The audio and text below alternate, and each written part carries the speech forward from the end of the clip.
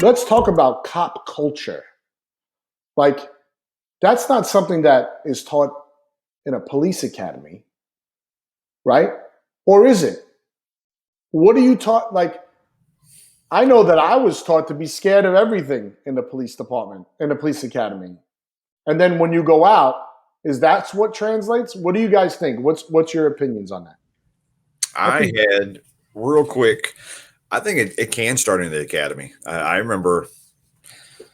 I remember our director. It was during one of the presidential elections, and he basically came in there and told us how we should vote because we were cops. And I remember sitting there going, "No, that doesn't work. That doesn't work for me." Like I don't necessarily agree with left or right politics, and I don't really agree with you coming in and instilling that into the police culture. And that's how I found it. When I came into my department, it's that good old boy culture. I'm in Virginia, and that's how it is around here. And it's only just started changing recently. I was a robot for the first almost decade of my career. Like you, I came in, don't talk to anybody, don't do this. You do it this way, you do it this way, and it's just cut and dry, and that's how you make it through, or you just don't have a job, or you lose stripes. You know, I'm only a corporal for a reason. I'll tell you that, and that's the truth. It affects you, but it's worth it because my community is worth it. Yeah, I think I agree. But I also think that it's a culture shock once you get on the job and you get sworn in. Going through the academy, they teach you this culture of brotherhood and camaraderie, and if one fails, you all fail. You go to the academy thinking that it's all about unity. And then when you get on the job and your boots to the ground, we all know that you learn real fast from your first day with your FTO or whoever it is. You learn that, whoa, it's really not like that. You start hearing right away, oh, stay away from this person, stay away from that person. Oh, this person's corny, this person is a load, this and this and that. And I don't want to be a toxic. I don't want this to be a toxic conversation on my end, but I just feel it's a very important thing to discuss about the culture. And I think what will change the dynamic and will change the culture is what you're doing, John. And what you're doing, Commander, is getting out here, getting cops together from all parts of the region, forming a conglomerate of cops from everywhere who are like-minded. And once you form an army of cops that have the same goal, they have no choice but to accept it. And the problem is, Commander stated that, it's the majority of cops. Commander, I highly respect you, but I have to disagree a little bit. I'm gonna tell you why. Because we are the minority, believe it or not. When we go out, when I say minority, I mean when we take that step to say, I'm gonna be the face of this department. I'm gonna start a nonprofit. I'm gonna do something different to really bridge the gap with my community. Let's be honest, there's hate. There's other cops that talk down on you. I'll give you an example. One day I'm throwing a football with a kid in the park. I was a rookie cop. I was a rookie. This kid threw a football, landed in front of my patrol unit. I just got out, started throwing the football with the kid. A supervisor at the time who's no longer with us, I won't mention him, rolls up on scene and he goes, "Hey, what the hell are you doing?" And I go, "What do you mean? What's going on, Sarge?" And he goes, "What are you doing? You're in full uniform and you're throwing a football around?" He goes, What are you, crazy? You know how unprofessional you look right now?" So this right away, my first year on the job, I was confused. I was lost. I felt discouraged. And I'm being honest, I'm not scared to say I'm an emotional human being. I'm an emotional man. And we all thrive off of emotions, whether positive or negative, right? So I wrote off of that and I was like, wow, maybe I shouldn't be doing this. I got written up for it. Nobody protected me. My union said, "Hey, listen, at the time, this was 14 years ago. Administrations change, SOPs change." But anyway, at the time, they wrote me up. It didn't go nowhere, but I was under stress. Damn, like, dude, I was throwing a football with somebody. How do I get in trouble? I don't understand it. But then in retrospect, I'm like, maybe I was wrong. So then it started the clowning around. Oh, Rivera was playing football. You guys know how it goes. But that's important, John, and I'm glad you said it. The culture has to be changed. It's not going to happen overnight. What you guys are doing here, whatever every single one of you guys are doing, is very important and crucial to changing the culture, because eventually this is going to be the norm. We want this to be the norm. We want bad cops to feel uncomfortable. Good cops that want to be of service to their community shouldn't be uncomfortable. That's what our purpose is. So yes, the culture change has to happen. No offense taken, Bridges. But I would say this, I'll draw a parallel. I was you 22 years ago. I was throwing football, shooting hoops. I throw a football way better than I shoot hoops, but you get out, you connect, you're out with the kids, you're making those positive connections. And quite honestly, I didn't know I was doing that at the time. We were just out having fun. The kids enjoyed being around us. And so you carry that with you, and you'll carry that with you, your career, and you'll share that, and that will spread just like you're talking about. You know, John, you brought up the academy, and I think some of it can overtly, like Brandon said, and some of it can covertly when it's not woven correctly into the fabric of policing.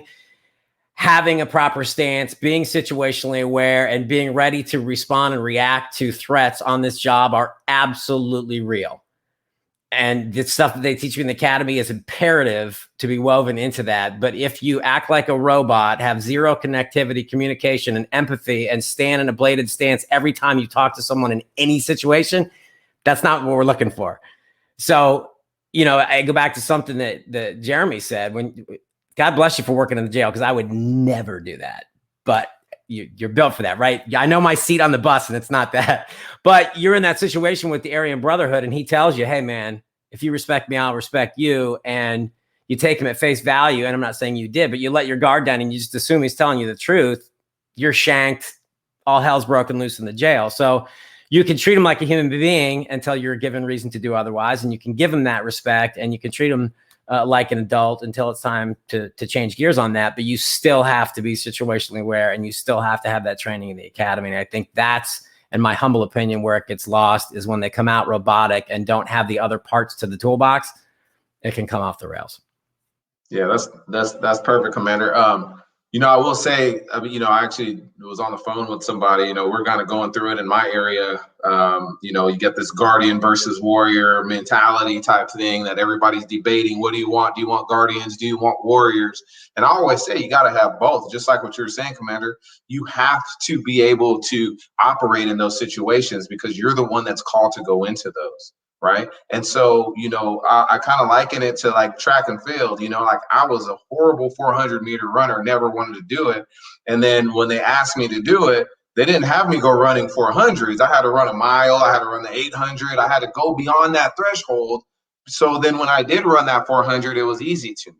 And that's the same thing what we do in policing and in the academy. Like we go past that threshold so we know, you know, what we're capable of or what we're not capable of, what we need to work on, what we don't need to work on. So that warrior mentality that we train for is necessary because we don't know when that day is going to come when we're going to have to pull that out of us. However, we also need to think about that guardian, and we can operate as a guardian because we're going to be doing that most of the time. And even when you're in that warrior mindset, you can go from guardian to warrior, and then you know exactly when it's time to go back to guardian. You know, I remember a call, it was just before, it was right around the time when we were getting into this COVID stuff. And, you know, I was working downtown and, you know, we had this dude just tearing up the, you know, 7-Eleven. And, you know, we go in and, you know, he's got this big old knife and, you know, we end up tasing him and everything. And we're tactical and we're doing everything great.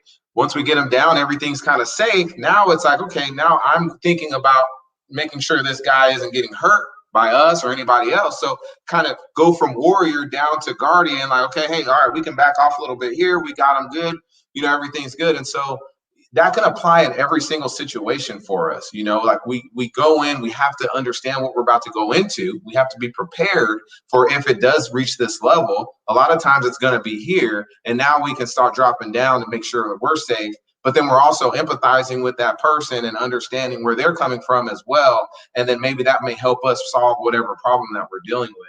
And so I think it's really important that we interwove all of that into the academy to where people know, hey, you don't have to be a robot and you don't have to operate in fear 24/7. We know it's going to happen, but how do you, go from, because we're always on a roller coaster when we're working, and we're highs and lows and highs and lows and highs and lows.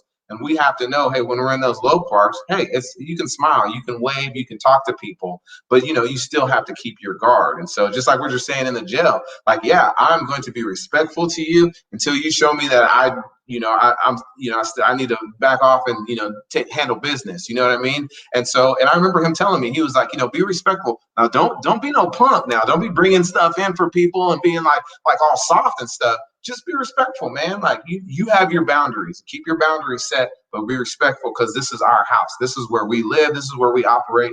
I can't leave here. And I take that, and that's just the same thing as the world, man. This is everybody's home. This is everybody's house. I respect your place in the world. And until you show me that you don't deserve that extra respect, then you're going to get it. And even if you don't, even if we end up fighting on this scene, I'm still going to let you leave this with your dignity intact. I'm not going to take your dignity away from you, but I will be taking you to jail for what you did. So, I think that's a big thing that people have to learn how to, switch on and off, or even be able to just fluidly operate back and forth. And I think, it helps with your mentals. It helps with everything else, because now you're not always operating up here, and you know how to move around when you're in uniform. Vinny, I need to hear from you, Dow.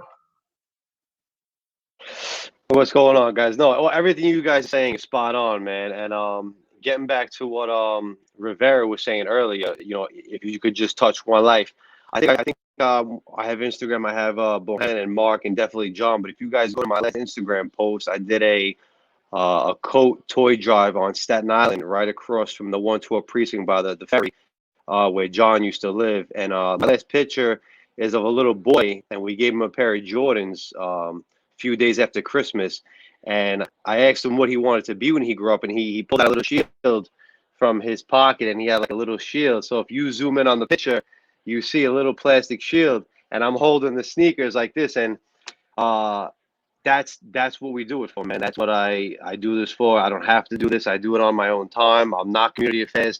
I'm actually anti-crime. I'm the guy who they defunded. So I'm like a unicorn. I'm like a plainclothes anti-crime cop who does community affairs stuff. It's like it's unheard of. But I get I hear a lot of people talking, and then I say to them, but what are you doing to try to help? If what I'm doing is so corny and I'm doing it for the TV, which I'm obviously not, what are you doing to help? What are you doing? Even if I change one life, which I know I did already, you're doing nothing to help the situation. Those two cops, Ramos and Lou, the guys who got shot, may they rest in peace. They got shot in the head in the rebuttal of Mike Brown, right? Everything always seems to come back to the police department. Sometimes it's the NYPD. Like Bohannon said, I'm trying to soften the blow. I'm trying to make you guys realize, listen, 95% of cops are good people. 5% are bad. Just like people in the projects.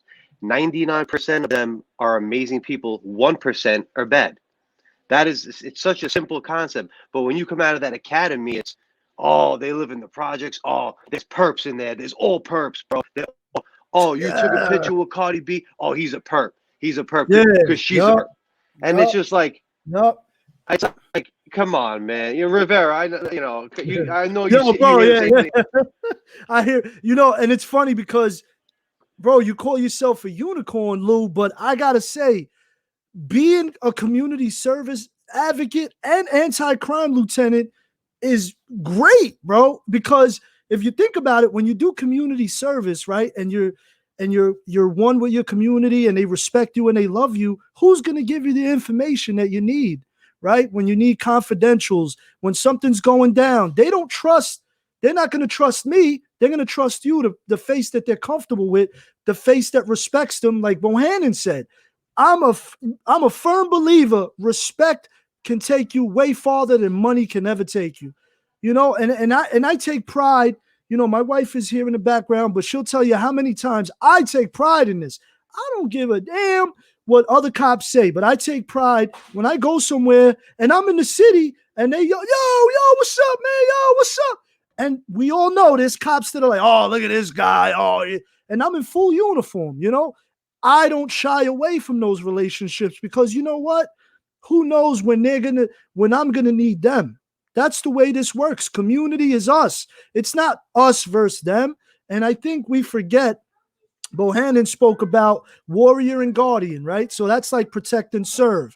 And I think we a lot of us lose sight of the service part of it, serving our community, giving sneakers to the kids, going out there, speaking to them, not only seeing them at their worst moments. If you know a kid is graduating, show up to his graduation. You'd be surprised how much that means to these kids, man. You know, and these are the little things.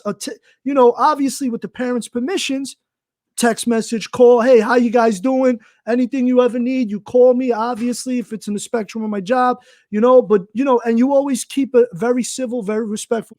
So I think it's important. You guys were talking about, and we're talking about a couple of times it's been said, changing the culture, right? Changing the culture, right? So I know for Hey Blue, when I had the first conversations with Commander Mark, I had said to him, hey, Commander, look, this has to start from the rookies coming out. This has to start from the academy.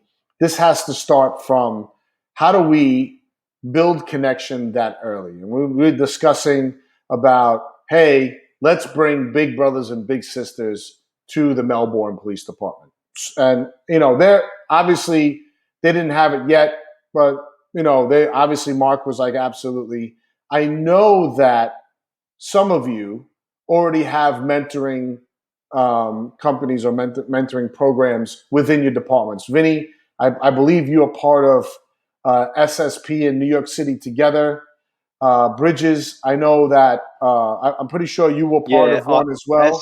I think what's important to understand too is, though, and if we can go back a couple of years before I met Mark and when I started Hey Blue, I realized something.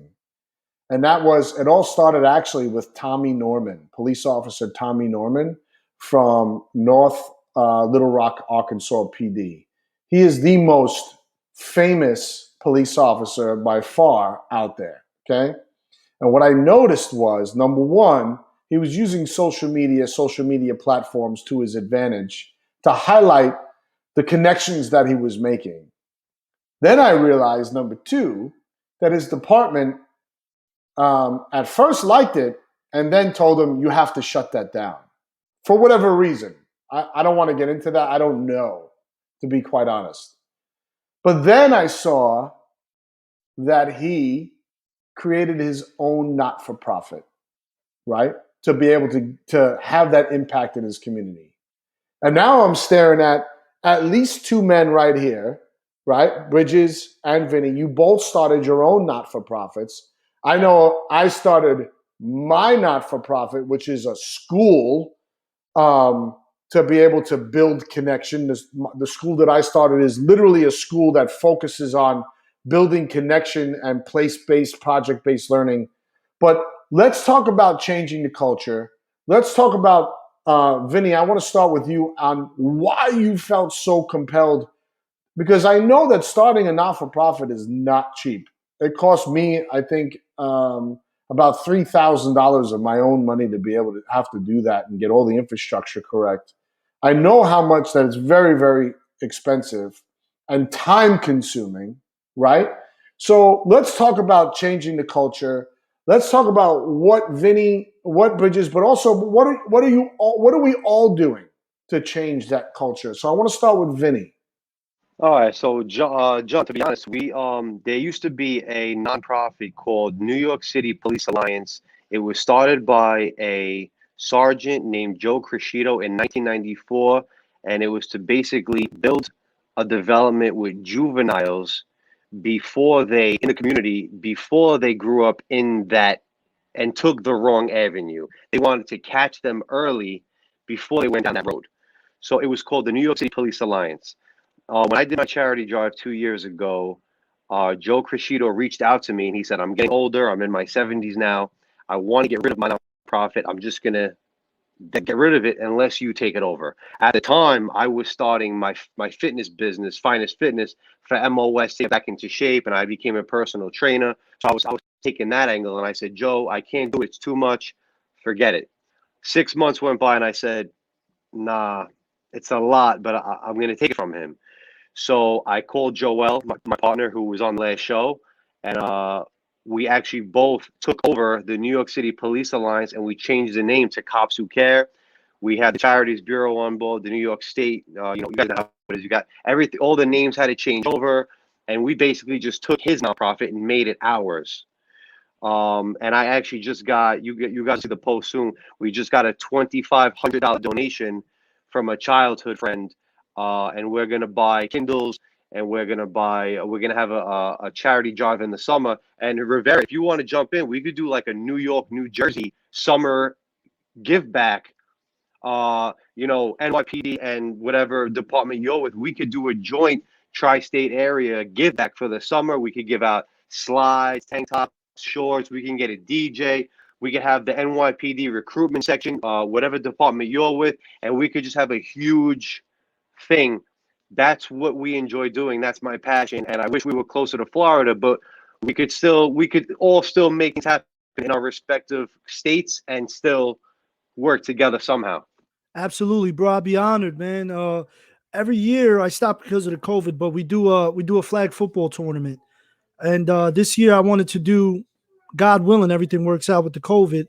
I wanted to try to do a flag football tournament where it's a a civilian team, civilian bracket, and a law enforcement bracket. The winners of each bracket play each other in the championship. But during the time, obviously same thing you said, DJ, giveaways, raffles, all that type of stuff. And we could still fly John and Commander and Brandon and Bohannon out here, man. We can make it a family affair. And, we're able to get, we get this big motorized stage that they give us. So we can have you guys, listen, it'd be fantastic if everybody, the flights are cheap, man. So we can make that happen. Man, let's get that on the books, baby. I'm ready. I'm down. And then we'll do the satellite event in Florida for the winter. Sounds awesome.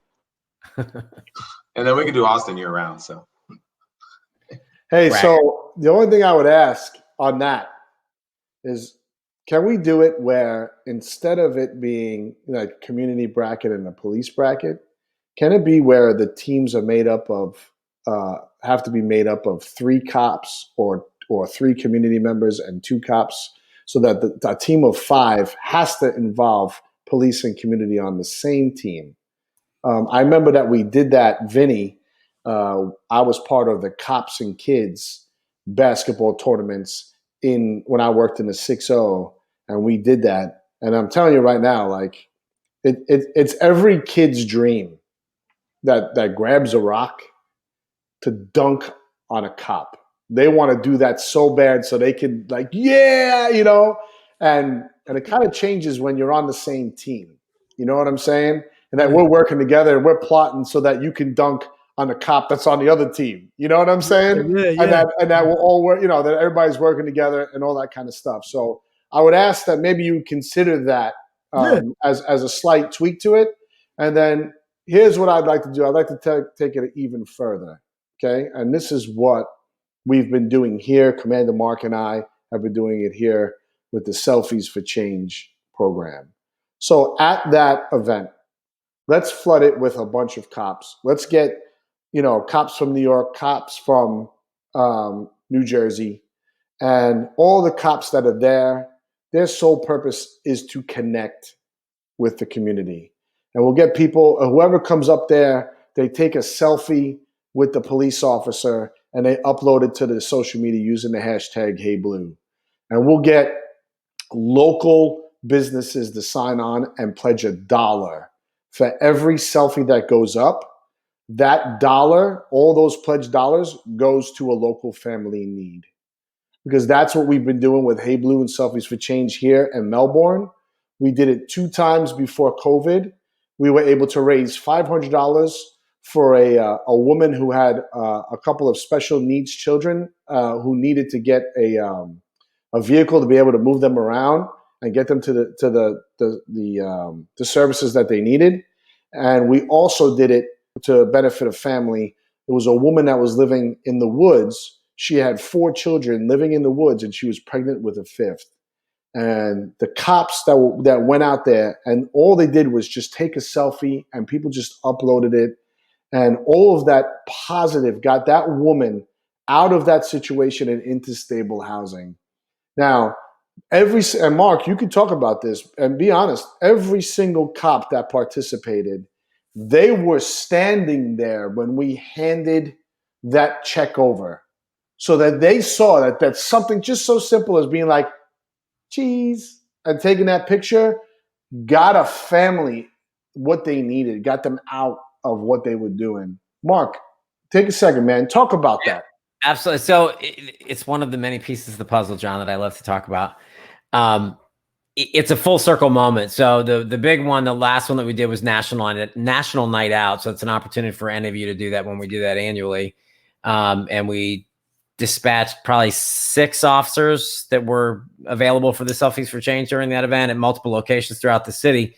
So it's a win-win-win because you have the opportunity for great relationships with your community just by saying hello and taking the picture. That is the positive connection and opportunity. Every picture that you take raises money for a local family in need. That's the commercial portion of your population being part of that change and part of that positive movement.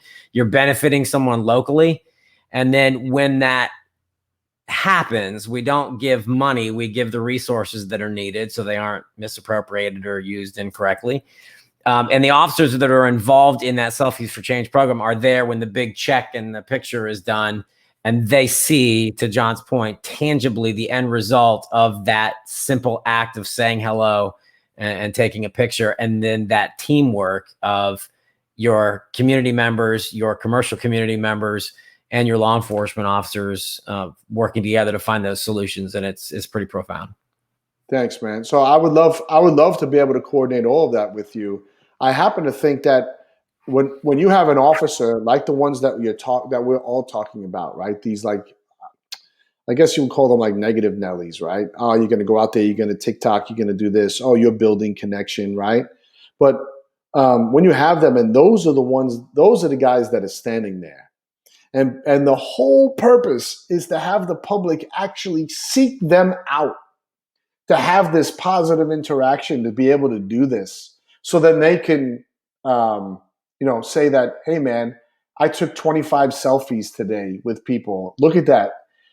What I saw was, and this was hysterical, some of those cops that were participating in it, they were walking around the police precinct showing off the selfies that they were doing. Okay? These are guys that normally they won't even, like, they didn't want to interact, but now they were like rock stars, man. They were critiquing their selfies as if they were like teenagers. You know what I'm saying? So John, that's huge, and I'm just thinking about, because I talked to a lot of officers about this, and every time I tell them, especially with what's going on now, and especially where I'm at, a lot of officers they don't see the willingness of the community to want to engage with them. And the reason why I say that they don't see that is because what do cops do? We go and we take calls all day. We only see the negative stuff. We get on Facebook and we hear other cops talk about how the community hates us and sharing the worst things that we possibly can in these forums with other cops. And we just sit here and we talk about this. And we, a lot of officers, they just lose that connection that they had with the community, if they ever had one. And most of the times, if you never had that connection, then you don't know. So you stay on that side, you stay on that, oh, these are what my friends think, so I'm only going to watch this, and you see the worst of the worst. And I think, when I go and tell them, hey, man, like, these guys want us to come have a dialogue, or, hey, these guys are doing some little event, like, let's go, let's go, let's do this. This isn't me trying to create it. This is the community asking for us to show up and come. And, you get this, like, that, I don't even know what the word is for, like, is it cynical or whatever it is? It's just like, officers, they just kind of get in that mode of, okay, I handle business. I take my 10 calls or 15 calls in a day, and then I go home, and then I'm kind of, I'm in this realm of, I don't believe that they like me because of what a few people are saying about us. And I think that's the biggest problem. And that's where we have to have those contacts, and we have to figure out better ways to build them in. That's why Selfies for Change is perfect. You know, like you said, you have people that would have never went and taken a picture with somebody or even gone to the event, and then they show up. And you know what officers do. And this was like when I was working with our nonprofit in our department, I didn't literally invite the entire department to everything that I did. I would send an APD all email, even when they didn't want me to do it. I would just send it to everybody. You know what I mean? And I was finding different ways to send 2,000 emails a day to, everybody to be like, yo, we're doing this, show up. You get a few people to show up, and what do most of them do? They stand back and they kind of hang out. So you have this initiative or this thing where you're like, hey, community members, go out and find an officer, go out and find somebody, go take a selfie with them. Now they're like, okay, now they're forced into it, which I think that's perfect. It's a great tactic, not only for the community, but for the officers. Because once the officers do that, man, just think about that. And I always think about mental health, and I think about how you feel about yourself and how you feel about how people think about you and perceive you. Once you start to realize, and I think that's why a lot of us can operate the way that we operate with optimism and everything, is because we actually have contact with people who most people think don't like us or hate us, and we know that that's not what 99% of the people feel like, And so we have this man, we can still do our job. I'm not worried about if somebody hates me or not, because I know that people don't. They just want to see a better product. They just want to see a better product. And who's going to show them that better product? We can't wait for the news media or send them something. Oh, please get our narrative out. Please do this. We have to do it. And what's the medium to do it with? Social media. So Selfies for Change, story time, this. That's the only way that we can show the world that, hey, we don't have a bunch of robots out here. We got some human beings that have families. I saw Vinny falling on his hoverboard, which I have to say I did try the hoverboard, Vinny, and I didn't fall. Just so you know. But it's that is super important. And I think people, when I talk about it, people think that I'm like, dude, we have to change every single officer into being officer friendly and community policing. No, I just want you to see that the community actually cares about you, and seek those people out, seek those stories out. And that's it. Now, when you go operate, you're not afraid that everybody hates you. You're out there actually operating, and you're more willing to be more of a servant than, shut back and with the doors closed and trying to block every type of reform that everybody's trying to do for you. In this particular case, what I'm about to say applies to that group of people that you're talking about, but it applies to many groups these days. Get out of the echo chamber. Get out of the echo chamber. Quit talking to all like-minded people and go experience life. The Selfies for Change is absolutely one, and John's correct. There were some people bragging about their selfies, but the commander set the bar pretty high on that, so they had some competition. But you can see the change. I mean, it is tangible and it is obvious. And the other one I think that is the biggest example of that is the story time, John. And we've had examples of this from coast to coast, where you get those same cops that agree to do it. Maybe it was voluntary, maybe it was voluntold, but they stand back, they don't engage, and then they get involved and they actually cross the threshold and realize it's not what they thought it was, what the impression was. And by the end of it, some of the hardest type A tough guy cops are almost in tears being hugged by kids after a story time at a bubble party, which they never would have imagined or agreed to prior to it. And that's an aha moment for a lot of people. Absolutely. Absolutely. I know that I had asked Vinny about creating his not-for-profit. I wanted to give Bridges a chance to explain, what drove him to create his not-for-profit as well. But obviously, we're going to continue on with our conversation about the impact of Hey Blue and what it's been. But Dan, I want you to talk about it because I think it's super important, because I think you and Vinny, right, are like, you are the pivot that policing is. Like right now, there are so many high-end, big administration staffs, big police departments. They're trying to figure this thing out, right? They're trying to figure out. They have activists banging at their door, politicians banging at their door, right? Right, Jeremy, right? How hard is that door being banged in Austin right now about defunding. They defunded you guys a bunch of money. Vinny, they defunded the NYPD over $1 billion. $1 billion. What? That drum beat is loud. Everybody's listening to it. And you know what? They're trying to figure this stuff out. But you guys said, nah, man, I don't think you guys get it. And I don't think necessarily they don't get it. It's that they can't do it, right? Mark, you could speak to this too. Like, police departments can't say, hey, cops, I need you to go out and start your own not-for-profit and start connecting out there, right? They can't do that. Cops will be like, yo, beat it, dude.